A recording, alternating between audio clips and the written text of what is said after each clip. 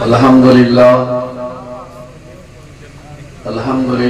رب العالمین والعاقبۃ للمتقین والصلاة والسلام علی اشرف الانبیاء والمرسلین اما بعد اعوذ باللہ من الشیطان الرجیم بسم اللہ الرحمن الرحیم کنتم خیر امت اخرجت للناس آمنت باللہ صدق اللہ العظیم وصدق رسولہ النبی الامین الکریم ونحن على ذلك لمن الشاہدین والشاکرین والحمد للہ رب العالمین۔ آئیے سب سے پہلے بارگاہ رسالت والے رسالت میں بآواز بلند درود پاک کا نذرانہ پیش کریں۔ اللہم صلی علی سیدنا نبینا مولانا محمد وعلی آل محمد وبارک وسلم علیہ صلاۃ و سلام علیک یا رسول اللہ صلاۃ و سلام علیک یا حبیب اللہ۔ شگفتہ گلشن زہرا کا ہر گل تر ہے، شگفتہ گلشن زہرا کا ہر گل تر ہے، کسی میں ہے رنگ علی اور کسی میں بوئے رسول، کسی میں ہے رنگ علی اور کسی میں بوئے رسول۔ عجب تماشا ہو میدان حشر میں بے دم، عجب تماشا ہو میدان حشر میں بے دم، کہ سب ہوں پیش خدا اور ہم ہوں روبرو رسول، کہ سب ہوں پیش خدا اور ہم ہوں روبرو رسول۔ اور ملے گی جنت پئیں گے کوثر، ملے گی جنت پئیں گے کوثر، اسی کو محشر میں چین ہوگا۔ ملے گی جنت پئیں گے کوثر، اسی کو محشر میں چین ہوگا۔ نبی محبت کریں گے اس سے کہ جس کے دل میں حسین ہوگا، نبی محبت کریں گے اس سے جس کے دل میں حسین ہوگا۔ عزیزان ملت اسلامیہ، مختصر سے وقت کے لیے میں آپ کے سامنے حاضر خدمت آیا۔ قرآن کریم میں امت مسلمہ پر 4 فرض بیان کیے گئے۔ نیکی کا حکم دینا، برائی سے روکنا، نیکی کرنے پر مدد کرنا اور گناہ کرنے پر مدد نہ کرنا۔ اللہ تبارک و تعالی ارشاد فرماتا ہے کہ دنیا میں تم وہ بہتر گروہ ہو جسے اصلاح انسانیت کے لیے میدان میں لایا گیا ہے۔ تمہارا کام یہ ہے کہ تم نیکی کا حکم دو، برائیوں سے منع کرو، اللہ تبارک و تعالی پر ایمان رکھو۔ دوسرے مقام پر قرآن مجید میں ارشاد فرمایا گیا، قرآن مجید میں دوسرے مقام پر اہل ایمان کے صفات حمیدہ جو بیان کیے گئے، وہ وہی لوگ ہیں جو روزہ، جو عبادت کرنے والے، اللہ تبارک و تعالیٰ کی حمد کرنے والے، روزہ رکھنے والے، زکوٰۃ دینے والے، برائی سے روکنے والے، اچھائی کا حکم دینے والے، اللہ تبارک و تعالی کہ حدود کی حفاظت کرنے والے جن اہل ایمان کے اندر یہ صفات پائی جاتی ہے، جو اہل ایمان اس صفات کے حامل ہیں، اب اللہ تبارک و تعالیٰ اپنے محبوب سے فرماتا ہے وَبَشِّرِ الْمُؤْمِنِينَ، اے میرے محبوب جو اہل ایمان ان صفات کے حامل ہیں انہیں بشارت دے دو، انہیں خوشخبری سنا دو۔ اللہ کا پیارا نبی، ہمارا آپ کا آقا جناب محمد رسول اللہ صلی اللہ تعالی علیہ وسلم ایسے ان صفات کے جو حامل ہیں انہیں خوشخبری دے رہے ہیں، انہیں بشارت سنا رہے ہیں۔ کس بات کی بشارت دی جا رہی ہے، کس بات کی خوشخبری دی جا رہی ہے کہ جو ان صفات کے حامل ہو گئے اب مصطفیٰ انہیں جنت کی بشارت دے رہے ہیں، مصطفیٰ انہیں جنت کی خوشخبری دے رہے ہیں۔ حدیثان ملت اسلامیہ قرآن کریم میں ان صفات کا ذکر اور جگہ بھی آیا ہے، سورہ اعراف میں بھی آیا ہے، سورہ حج میں بھی آیا ہے، سورہ لقمان میں بھی آیا ہے۔ اور میں آگے بڑھتا ہوں، اللہ تبارک و تعالیٰ ارشاد فرماتا ہے حق کے مقابلے میں باطل کو نہ لاؤ، باطل کے مقابلے میں حق کو نہ لاؤ، دانستہ اور نادانستہ حق کو نہ چھوڑو، ظلم نہ کرو، نمازیں پڑھتے رہو، زکوٰۃ دیتے رہو اور رکوع کرنے والوں کے ساتھ رکوع کرتے رہو۔ کیا تم کتاب نہیں پڑھتے ہو؟ کیا تم عقل والے نہیں ہو؟ حدیثان ملت اسلامیہ یہ رب کائنات کا ارشاد گرامی ہے جو ہم تک اور آپ تک ہمارے آپ کے آقا جناب محمد رسول اللہ صلی اللہ تعالی علیہ وسلم کے ذریعے پہنچایا گیا۔ اب میں آپ کے سامنے عرض کرنا چاہوں گا کہ میرے پیارے دوستوں، برائی سے روکنا خاص طور سے اس دور میں یہ تو بڑے جگر والے کی بات ہے۔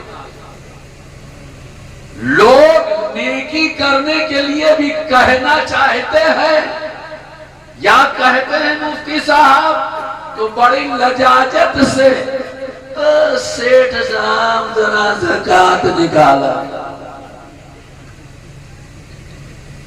برائی سے تو روکنے کا جگر ہی نہیں، وہ تو غازی اسلام جیسی شخصیت، یہ حقیقت ہے، یہ پاور مدینے کی سے ان کو ملا ہے کہ جس اسٹیج پر چاہے جہاں چاہے، چاہے سیٹھ ہو چاہے سلطان ہو، وہ ان کی چوکیوں میں دکھتا ہے۔ نعرہ تکبیر، نعرہ حسن۔ ہماری قوم کو، ہماری عوام، سیدھی بھولی بھالی عوام کو مسئلہ یہ جانے تم کس دن کے لیے فارغ التحصیل بنے ہو کہ انہیں مسئلہ بنا۔ تیجا چالیسواں میں تمہیں دعوت دے، نظرانہ نہ ملے تو دوسرے کے تیجے میں نہ جاؤ۔ تمہیں یہ حق نہیں ملتا کہ وہاں صرف کلو نفس ذائقۃ الموت ہی پر بولنا آتا ہے، وہاں وضو کے فرائض کیوں نہیں بیان کیے جاتے؟ وہاں تہ دردہ پانی کا مسئلہ کیوں نہیں بیان کیا جاتا؟ یہ بیچارے تہ دردہ کیا جانے، انہیں تو جو ڈرم میں مل گیا یا ہاؤس میں مل گیا بس ان کو نماز پڑھنی ہے، وضو کرنا ہے، یہ تہ دردہ کیا جانے۔ میں کہتا ہوں میرے مفتی صاحب بیٹھے ہیں، تم ان کو تہ دردہ کی تعلیم دیتے ہو اور زکوٰۃ لا کر کے مدرسہ بنانا کہا جائے۔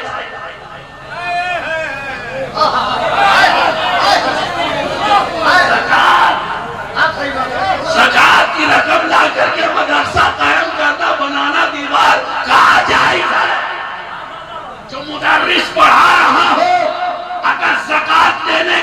مستحق نہیں ہے تو قوم کی زکات لے کر اس کو تنخواہ دے لگا.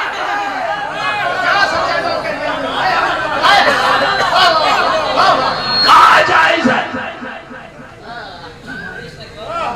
اسی لیے جو میں نے ابھی کہا حق کے مقابلے باطل کا نہ لاؤ.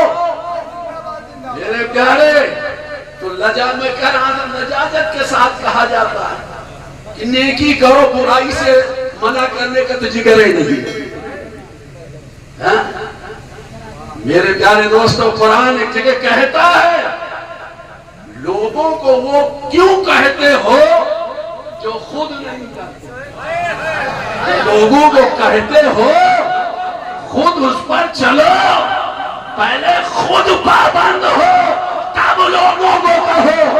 اسی کے بعد قرآن نے کہا کیا کتاب نہیں پڑھتے ہو؟ کیا عقل والے نہیں ہو؟ میرا حسین جب مدینے سے قدم نکالا تھا تو میرے حسین کا یہی جملہ تھا کہ میں نکلا ہوں، میں مکہ جا رہا ہوں، میں کربلا تک بھی جاؤں گا اپنے نانا کی امت کے سلام.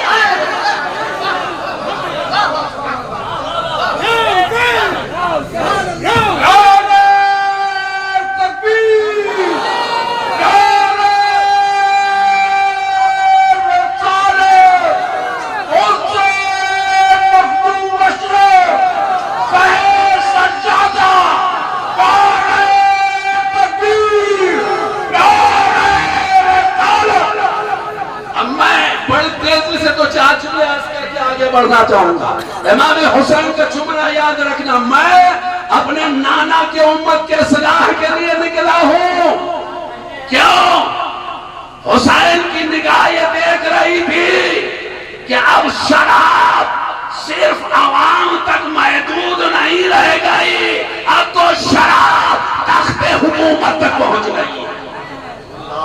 اب شراب صرف عوام نہیں پی رہی ہے، اب تو شراب حاکم وقت پی رہا ہے.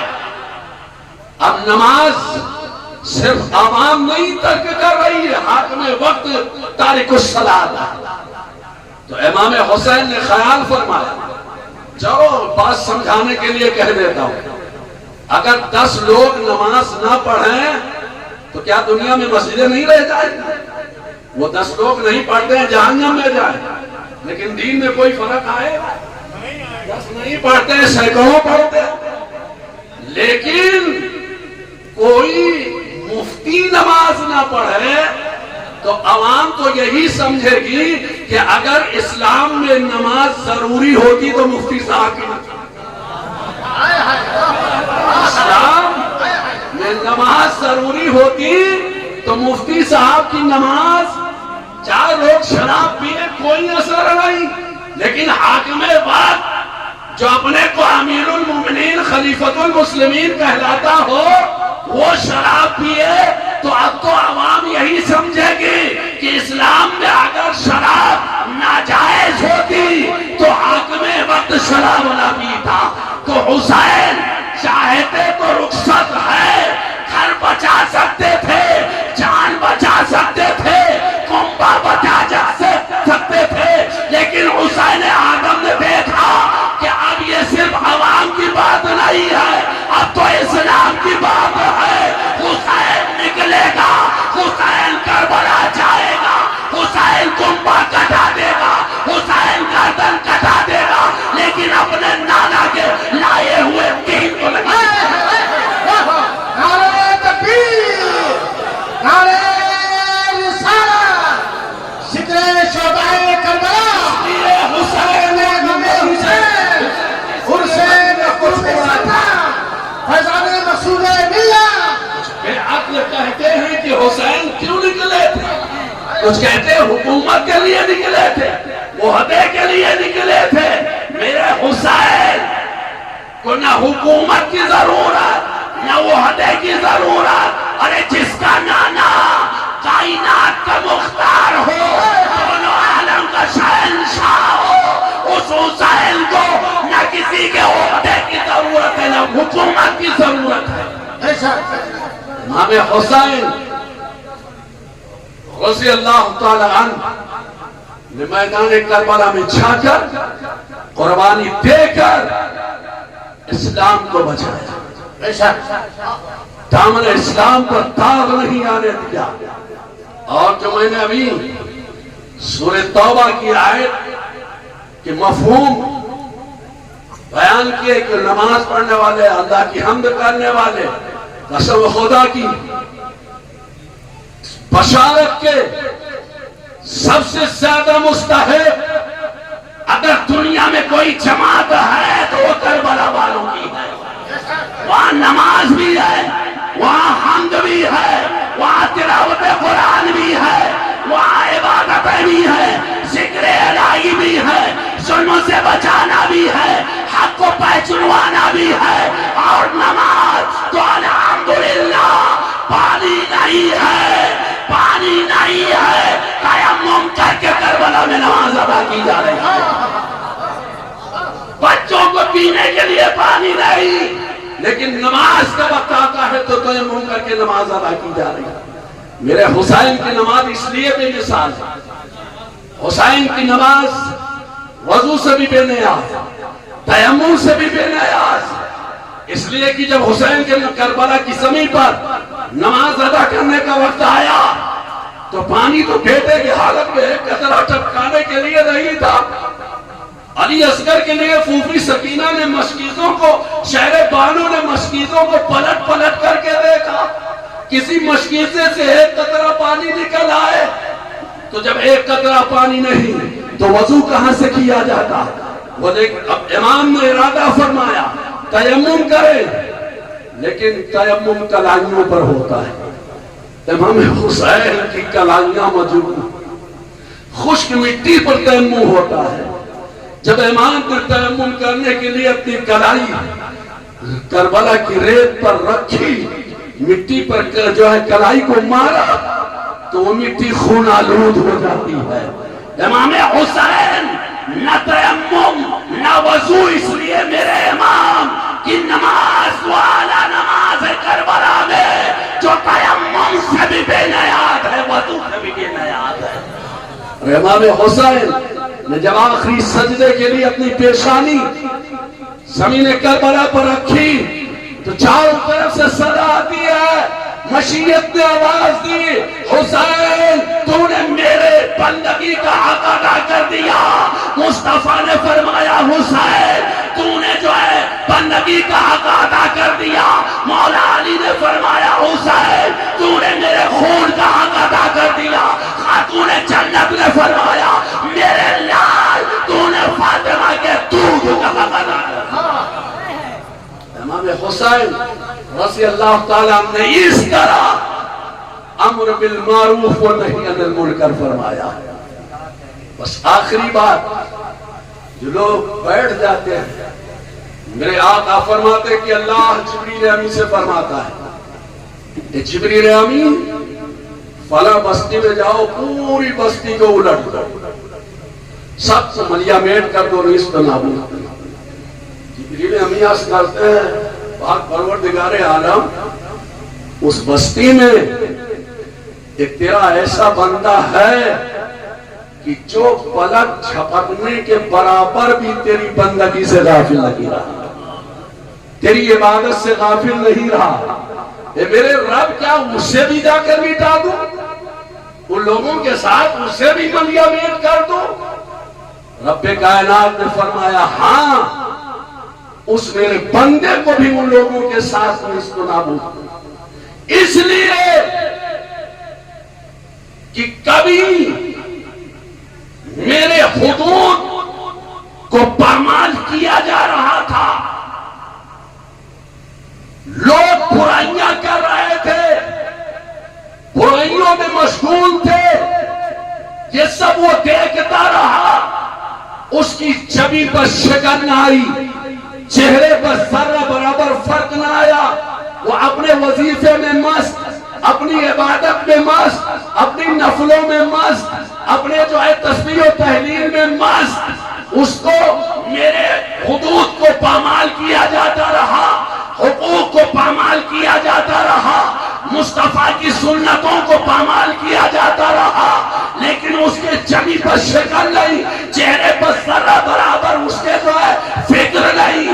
اس لیے جب ان کو مٹایا جا رہا ہے تو ایسے بندے کی جینے کی جب حاجت نہیں ہے, ان کے ساتھ اے جبریل جاؤ اسے بھی نہ.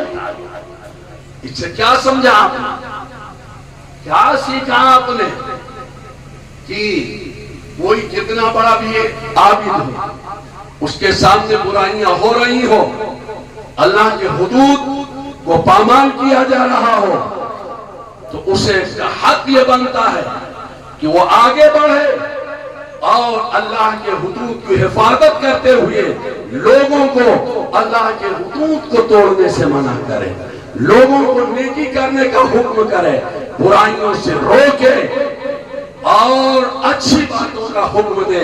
یہی پیغام صحابہ کرام کا تھا, یہی پیغام تابعین کا تھا, یہی پیغام کربلا والوں کا تھا, یہی پیغام غوث اعظم کا تھا, یہی پیغام خواجہ معین الدین اجمیری کا تھا, یہی پیغام مخدوم سمنا کا تھا, یہی پیغام مقصود ملت کا تھا, یہی پیغام شہزاد خان مقصود ملت کا بھی ہے. وآخر دعوانا ان الحمدللہ رب العالمین.